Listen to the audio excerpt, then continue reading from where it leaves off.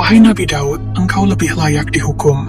Engkau memiliki 99 istri, sementara Uraya hanya memiliki satu.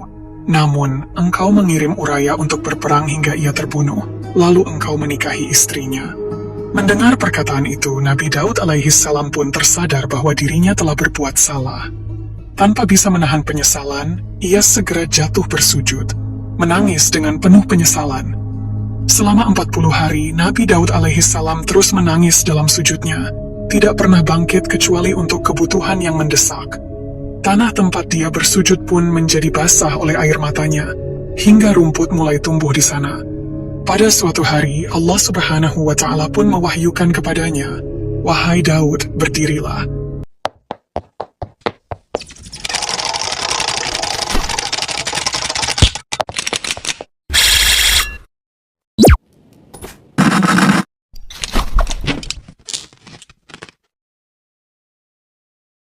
Setelah wafatnya Nabi Musa alaihissalam dan Nabi Harun alaihissalam, Bani Israel mendapatkan pemimpin baru, seorang nabi yang bernama Yusha bin Nun. Di bawah kepemimpinan Nabi Yusha alaihissalam, Bani Israel berhasil merebut dan menguasai tanah Palestina. Mereka bahkan membangun sebuah istana yang megah sebagai simbol kejayaan mereka di tanah yang dijanjikan itu. Namun, kejayaan itu tidak bertahan lama. Ketika Nabi Yusha wafat, Bani Israel mulai kehilangan arah. Mereka terpecah belah dan sibuk dengan perselisihan di antara mereka sendiri. Parahnya lagi, sebagian dari mereka berani mengubah isi kitab Taurat sesuai keinginan mereka dan melupakan ajaran yang telah diturunkan Allah Subhanahu wa Ta'ala. Tanpa persatuan, kekuatan mereka melemah, dan akhirnya tanah Palestina jatuh ke tangan bangsa lain. Bani Israel pun hidup tertindas di tanah mereka sendiri, dijajah dan diperlakukan dengan sewenang-wenang. Dalam penderitaan itu, mereka terus berharap akan datangnya seorang pemimpin yang kuat, tegas dan pemberani, yang mampu memimpin mereka keluar dari belenggu penjajahan dan mengembalikan kehormatan mereka. Hingga akhirnya, muncul seorang pemuda pemberani yang kelak menjadi tokoh besar dalam sejarah Bani Israel. Pemuda itu adalah Daud alaihissalam, putra dari Yisha dan keturunan ke-12 dari Nabi Ibrahim al-Khalil.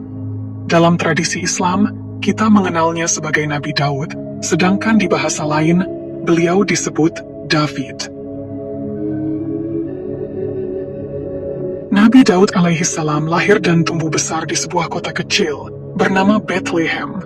Seiring bertambahnya usia, Allah Subhanahu wa Ta'ala memilihnya sebagai seorang nabi sekaligus raja bagi Bani Israel. Kepemimpinan beliau tidak hanya membawa keadilan, tetapi juga menjadi masa keemasan bagi kaumnya. Selain itu, Allah menurunkan kitab Zabur kepada beliau yang menjadi pedoman bagi umatnya saat itu. Nabi Daud alaihissalam dikenal karena kesalehan dan ibadahnya yang luar biasa. Salah satu bentuk ibadah yang diwariskan beliau adalah puasa Daud, yaitu berpuasa setiap 2 hari sekali. Dari puasa ini, Nabi Daud alaihissalam membagi hari-harinya dengan bijaksana. Beliau menghabiskan 1 hari untuk mengurusi umatnya, sementara hari berikutnya beliau gunakan sepenuhnya untuk beribadah dan mendekatkan diri kepada Allah Subhanahu wa Ta'ala. Dan menurut beberapa riwayat, hari ketiga beliau gunakan untuk memenuhi hak istri-istrinya yang berjumlah 99 orang. Sebagai seorang nabi sekaligus raja, Nabi Daud adalah sosok yang kaya raya dan sangat dihormati oleh rakyatnya. Namun kekayaannya tidak membuatnya lalai. Beliau justru menjadi teladan dalam ibadah, keadilan, dan kepemimpinan. Nabi Daud alaihissalam juga dianugerahi berbagai mukjizat luar biasa oleh Allah Subhanahu wa Ta'ala. Di antaranya adalah kemampuan melunakkan besi dengan tangan kosong, sebuah keterampilan yang beliau gunakan untuk membuat alat-alat perang. Beliau juga terkenal karena keberaniannya saat mengalahkan raksasa Jalut dalam pertempuran, yang membuatnya semakin disegani. Selain itu, Nabi Daud pernah menyembuhkan wabah penyakit yang melanda kaumnya, menunjukkan kasih sayangnya kepada rakyatnya. Namun mukjizat yang paling dikenal adalah suara beliau yang luar biasa merdu saat membaca kitab Zabur. Ketika Nabi Daud alaihissalam membaca kitab Zabur, keindahan suaranya benar-benar memikat. sehingga burung-burung yang sedang terbang tinggi di angkasa seringkali menukik turun hanya untuk mendengarkan lantunan suaranya yang penuh keagungan. Bahkan, gunung-gunung pun ikut bertasbih bersamanya seolah alam semesta tersihir oleh keindahan suara yang keluar dari lisannya. Setiap kali membaca kitab Zabur, Nabi Daud sering merenungkan kisah para nabi sebelumnya, seperti Nabi Ibrahim, Nabi Ishak, dan Nabi Yakub alaihissalam. Beliau mengetahui bagaimana ketiga nabi besar itu menghadapi ujian-ujian berat dengan sabar dan tawakal kepada Allah Subhanahu wa Ta'ala. Tersentuh hatinya, Nabi Daud alaihissalam pun memanjatkan doa dengan penuh kerendahan dan keikhlasan. Ya Allah, Tuhan yang Maha Memelihara, sungguh keutamaan telah Engkau berikan kepada bapak-bapakku, maka karuniakanlah juga keutamaan kepadaku seperti yang Engkau anugerahkan kepada mereka. Di mata kaumnya, Nabi Daud atau Raja Daud dikenal sebagai sosok yang sangat tekun dalam beribadah. Beliau menjalani hidupnya dengan penuh ketaatan kepada Allah Subhanahu wa Ta'ala, meskipun sebagai manusia biasa. Beliau pun memiliki rasa ingin tahu tentang sejauh mana batas kemampuan dan kelebihan yang Allah berikan kepadanya. Suatu hari, Nabi Daud alaihissalam mengangkat tangannya dan berdoa dengan penuh kerendahan hati. Ya Allah, Tuhan yang Maha Memelihara, Engkau telah menguji nabi-nabimu sebelumnya dengan cobaan berat, yang pada akhirnya menjadikan mereka mulia di sisimu dan mendapatkan pahala yang besar. Namun, aku merasa belum menerima ujian seperti mereka. Ya Allah, berikanlah aku kesempatan untuk mendapatkan cobaan, agar aku pun dapat mencapai derajat yang sama seperti para nabi sebelumku. Permintaan Nabi Daud ini sebenarnya sangat mulia dan masuk akal dalam pandangan syariat. Sebab, dalam Islam, semakin besar ujian yang diberikan kepada seorang hamba, maka semakin besar pula pahala yang akan ia terima jika ia mampu menghadapinya dengan sabar dan ikhlas. Sebaliknya, jika ujian yang dihadapi ringan, maka pahala yang diperoleh pun tentu lebih sedikit. Karena itulah, Nabi Daud alaihissalam memohon agar Allah mengujinya, demi memperoleh pahala besar dan kemuliaan di sisinya. Allah Subhanahu wa Ta'ala pun mewahyukan kepada Nabi Daud, para pendahulumu telah menerima ujian mereka. Ibrahim diuji dengan perintah untuk menyembelih putranya. Ishak menghadapi ujian dengan kehilangan penglihatannya. Sedangkan Yakub diuji dengan kesedihan mendalam karena kehilangan Yusuf. Namun, engkau belum menerima ujian seperti mereka. Mendengar itu, Nabi Daud kembali berdoa dengan penuh kesungguhan. Ya Allah, ujilah hamba-Mu ini seperti Engkau menguji mereka, dan anugerahkanlah kepadaku keutamaan seperti yang Engkau berikan kepada mereka. Allah Subhanahu wa Ta'ala kemudian memberikan wahyu kepada Nabi Daud. Jika itu yang Engkau kehendaki, maka bersiaplah. Pada suatu hari, di bulan tertentu, pada tahun tertentu, dan di waktu yang telah aku tentukan, ujian itu akan datang kepadamu. Siapkan hatimu dengan sebaik-baiknya, dan teguhkan imanmu agar tidak terlepas dariku.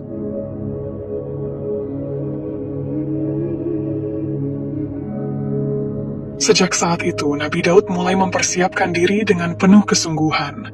Beliau memperbanyak ibadah, memperkuat keimanan, dan menata hatinya untuk menyambut hari yang telah Allah tetapkan sebagai waktu ujian baginya. Singkat cerita, tibalah hari yang telah ditetapkan. Pada hari itu, iblis datang mendekati Nabi Daud alaihissalam dengan menyamar sebagai seekor burung, merpati yang luar biasa indah. Burung itu tampak sangat memukau, dengan bulu-bulu berkilauan seperti emas, sayap yang memancarkan cahaya intan permata, dan paruh berwarna hijau seperti zamrud. Melihat keindahan yang begitu luar biasa, Nabi Daud alaihissalam merasa heran. Beliau berpikir dalam hati, burung seindah ini pasti bukan berasal dari dunia manusia. Mungkin ini adalah makhluk dari surga. Keyakinan itu membuat rasa ingin tahunya semakin besar. Burung yang merupakan jelmaan iblis itu terus mendekat hingga berada di dekat kaki Nabi Daud alaihissalam, tepat saat beliau sedang melaksanakan salat. Kilauan burung tersebut mengalihkan perhatian Nabi Daud. Beliau pun segera menyelesaikan salatnya dengan cepat, berniat untuk menangkap burung yang begitu mempesona itu. Namun, saat Nabi Daud alaihi salam hendak menangkap burung tersebut, burung itu tiba-tiba terbang menjauh. Tanpa berpikir panjang, Nabi Daud pun mengikuti kemana burung itu pergi. Langkah demi langkah, beliau terus mengejarnya, hingga tanpa disadari, beliau telah keluar dari istananya. Burung itu akhirnya hinggap di sebuah pohon di taman belakang istana.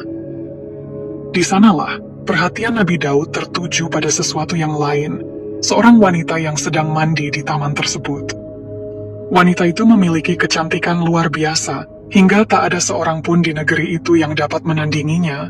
Menyadari dirinya sedang dilihat, wanita itu segera menutupi tubuhnya dengan rambut panjangnya yang lebat. Rambut yang sebelumnya tertata rapi kini diuraikan untuk menutupi tubuhnya. Pemandangan ini membuat Nabi Daud alaihi salam semakin penasaran, karena rambut itu tampak menjadi penghalang bagi pandangannya. Rasa penasaran tersebut terus mengganggu pikiran Nabi Daud. Ia menjadi gelisah, sulit tidur, kehilangan selera makan, dan tidak mampu berkonsentrasi seperti biasanya. Pikirannya selalu tertuju pada wanita itu, hingga hatinya dipenuhi oleh rasa ingin tahu yang tak kunjung reda. Pada suatu hari, karena rasa penasarannya yang begitu mendalam, Nabi Daud memanggil para pengawalnya. Beliau bertanya kepada mereka tentang sosok wanita yang sering mandi di taman belakang istana. Seorang pengawal kemudian memberitahu Nabi Daud bahwa wanita itu adalah istri dari seorang prajuritnya yang bernama Uraya bin Hana. Beberapa waktu setelah itu, Nabi Daud memanggil Uraya untuk menghadap. Dengan sikap yang penuh perhatian, Nabi Daud berkata kepada Uraya bahwa ia merasa tertarik dan jatuh hati pada istrinya. Nabi Daud alaihi salam lalu berkata, "Wahai Uraya, lepaskanlah tanggung jawabmu terhadap istrimu. Biarkan aku yang mengurusnya." Sebagai seorang atasan, Uraya merasa tidak memiliki pilihan selain menerima permintaan tersebut. Dengan berat hati, Uraya akhirnya menceraikan istrinya. Pada masa Nabi Daud alaihi salam, syariat yang berlaku memungkinkan hal seperti ini terjadi, di mana seseorang bisa meminta temannya untuk memisahkan diri dari istrinya. Ini merupakan adat yang diterima dan dianggap sah, asalkan tidak merusak kehormatan. Oleh karena itu, pada zaman itu, permintaan semacam ini tidak dipandang sebagai suatu pelanggaran. Namun, meskipun dalam pandangan lahiriah syariat tersebut diperbolehkan, tindakan seperti ini tetap terasa tidak pantas. Banyak yang berpendapat bahwa seharusnya hal tersebut dihindari, dan lebih baik untuk menjaga kehormatan dalam situasi seperti itu. Akibatnya, Allah Subhanahu wa Ta'ala menegur Nabi Daud alaihi salam karena meminta Uraya menceraikan istrinya. Namun, di balik tindakan tersebut, ternyata ada alasan yang lebih dalam yang hanya diketahui oleh Allah Subhanahu wa Ta'ala. Sebuah rahasia yang menjadi bagian dari takdir dan ujian yang telah ditentukan. Setelah menikahi mantan istri Uraya, Nabi Daud alaihi salam dikaruniai seorang anak laki-laki yang kelak akan menjadi nabi, yaitu Nabi Sulaiman. Namun, menurut riwayat lain, kejadian yang melibatkan Nabi Daud dan istri Uraya ini bermula ketika Nabi Daud tanpa sengaja melihat wanita itu sedang mandi. Pada waktu itu, Uraya, suaminya, sedang berada di medan perang dan telah 3 bulan bertugas jauh dari rumah. Menyadari hal tersebut, Nabi Daud alaihi salam kemudian mengirimkan pesan kepada Uraya yang sedang berjuang di medan perang.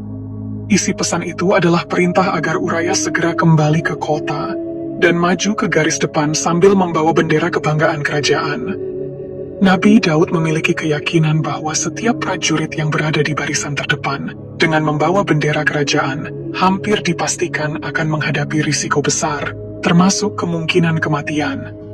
Sebagai prajurit yang setia dan terhormat, Uraya, suami dari wanita cantik itu, maju dengan penuh keberanian di medan perang, sambil membawa bendera kebanggaan kerajaan. Sayangnya, seperti yang telah diperkirakan oleh Nabi Daud alaihi salam, Uraya akhirnya gugur dalam pertempuran. Setelah itu, Nabi Daud menikahi istri Uraya. Setelah peristiwa itu, Allah Subhanahu wa Ta'ala mengutus dua malaikatnya yang menyamar sebagai laki-laki. Kedua malaikat itu meminta izin kepada penjaga istana untuk bertemu dengan Nabi Daud alaihi salam. Namun, karena hari itu adalah hari khusus bagi Nabi Daud untuk beribadah, mereka tidak diizinkan masuk untuk menemui beliau. Di istana Nabi Daud alaihi salam, terdapat 7 lapis penjaga yang selalu berjaga. Namun, dengan cara yang sangat misterius, kedua pria ini berhasil menembus semua penjaga tanpa terdeteksi. Pada saat itu, Nabi Daud sedang melaksanakan sholat, dan kedua pria tersebut langsung duduk di hadapannya. Setelah menyelesaikan sholat, Nabi Daud merasa terkejut, bertanya-tanya bagaimana mungkin ada orang yang bisa melewati penjagaannya. Salah satu dari kedua pria itu kemudian berkata, "Jangan takut. Kami hanya 2 orang yang sedang berselisih. Salah satu dari kami telah berlaku zalim terhadap yang lain, maka berikanlah keputusan yang adil bagi kami." Ternyata, kedua pria itu datang kepada Nabi Daud alaihi salam untuk meminta penyelesaian atas perselisihan mereka. Tanpa rasa curiga, Nabi Daud pun bertanya, "Ceritakanlah apa yang terjadi antara kalian berdua." Salah satu pria itu pun menjawab, "Saudaraku ini memiliki 99 kambing betina, sementara aku hanya punya 1 ekor kambing. Namun, dia ingin merebut kambingku agar jumlah kambingnya menjadi 100. Nabi Daud pun kemudian mengajukan pertanyaan serupa kepada pria yang satunya. Dengan jujur, pria itu pun menjelaskan, "Memang aku memiliki 99 kambing betina, sementara dia hanya memiliki 1. Namun, aku ingin mengambil kambingnya, agar jumlah kambingku genap menjadi 100. Nabi Daud alaihi salam pun bertanya, "Apakah saudaramu itu bersedia menyerahkan kambingnya?" Pria itu menjawab, "Tidak, dia tidak rela kambingnya diambil." Mendengar jawaban tersebut, Nabi Daud alaihi salam kemudian berkata, "Jika demikian, aku tidak akan membiarkanmu mengambil kambingnya. Jika kamu tetap memaksakan kehendakmu untuk merebut kambing itu, maka istana ini akan memberikan hukuman kepadamu." Tiba-tiba, salah satu dari pria itu berkata, "Wahai Nabi Daud, engkau lebih layak dihukum. Engkau memiliki 99 istri, sementara Uraya hanya memiliki 1. Namun, engkau mengirim Uraya untuk berperang hingga ia terbunuh, lalu engkau menikahi istrinya." Mendengar perkataan itu, Nabi Daud alaihi salam pun tersadar bahwa dirinya telah berbuat salah. Tanpa bisa menahan penyesalan, ia segera jatuh bersujud, menangis dengan penuh penyesalan. Selama 40 hari, Nabi Daud alaihi salam terus menangis dalam sujudnya, tidak pernah bangkit kecuali untuk kebutuhan yang mendesak. Tanah tempat dia bersujud pun menjadi basah oleh air matanya, hingga rumput mulai tumbuh di sana. Pada suatu hari, Allah Subhanahu wa Ta'ala pun mewahyukan kepadanya, "Wahai Daud, berdirilah. Aku telah mengampuni dosamu." Namun Nabi Daud alaihi salam berkata, "Ya Allah ya Rabb, aku tahu engkau telah mengampuniku. Tetapi jika nanti di hari kiamat, Uraya datang membawa kepalanya yang berlumuran darah dan berkata, 'Ya Allah, tanyalah kepada Daud mengapa dia tega membunuhku. Bagaimana aku bisa menghadapinya?' Maka Allah Subhanahu wa Ta'ala berfirman, 'Jika demikian, aku akan memanggil Uraya, dan aku akan memintanya untuk merelakan hal itu untukmu. Dengan kerelaan itu, aku akan membalasnya dengan surga.'" Nabi Daud alaihi salam pun merasa sangat yakin, "Sekarang aku tahu bahwa engkau telah mengampuniku, ya Allah." Kisah ini banyak ditemukan dalam kitab-kitab tafsir, seperti yang disebutkan oleh Al-Hakim dan At-Tirmizi dalam Nawadirul Ushul, serta Ibnu Abi Hatim, yang juga dikutip oleh Imam Al-Qurtubi dalam tafsirnya dan As-Suyuthi dalam Ad-Durar Al-Mansur. Kisah ini diriwayatkan melalui jalur Yazid bin Ruqaisi dari Anas bin Malik secara marfu'. Namun, derajat keabsahannya dipertanyakan karena terdapat kelemahan pada sumbernya. Semua sanad kisah ini bersumber dari Yazid bin Aban al-Ruqaishi, yang dikenal sebagai seorang perawi yang sangat lemah atau dhaif jiddan. Para ulama hadis seperti Imam Ahmad, Al-Nasai, dan ulama lainnya telah menyatakan bahwa hadis-hadis yang diriwayatkannya tidak dapat dijadikan sebagai dalil karena kelemahannya yang sangat besar. Bahkan beberapa ulama mengategorikan dia sebagai matruk atau ditinggalkan riwayatnya karena kelemahan yang jelas dalam hafalan dan kredibilitasnya. Walaupun kisah ini memiliki kelemahan dari segi sanadnya, namun ada pelajaran penting yang dapat diambil darinya. Salah satunya adalah mengenai pandangan terhadap lawan jenis yang dalam Islam sangat dilarang. Allah Subhanahu wa Ta'ala berfirman dalam surah Al-Ahzab ayat 53, "Apabila kamu meminta sesuatu kepada istri-istri Nabi, maka mintalah dari belakang tabir. Cara yang demikian itu lebih suci bagi hatimu dan hati mereka." Begitu juga dalam surah An-Nur ayat 30. Allah Subhanahu wa Ta'ala berfirman, "Katakanlah kepada orang-orang laki-laki yang beriman, hendaklah mereka menahan pandangannya dan memelihara kemaluannya. Yang demikian itu lebih suci bagi mereka. Sesungguhnya Allah mengetahui apa yang mereka perbuat." Rasulullah Shallallahu Alaihi Wasallam juga mengingatkan dalam sabdanya bahwa pandangan mata itu adalah anak panah beracun dari berbagai macam anak panah iblis. Beliau bersabda, "Barang siapa yang menahan pandangannya karena takut kepada Allah, niscaya Allah akan memberinya iman yang dapat dirasakan manisnya di dalam hati." Hadis riwayat Ahmad dan Tirmidzi. Semoga kisah ini memberikan manfaat dan menambah wawasan kita. Jika ada kekurangan atau kesalahan, mohon dimaafkan. Kebenaran berasal dari Allah Subhanahu wa Ta'ala, sementara kekhilafan dan kesalahan adalah dari diri saya sendiri sebagai manusia biasa. Sampai jumpa di kisah-kisah seru dan penuh makna berikutnya. Wassalamualaikum warahmatullahi wabarakatuh.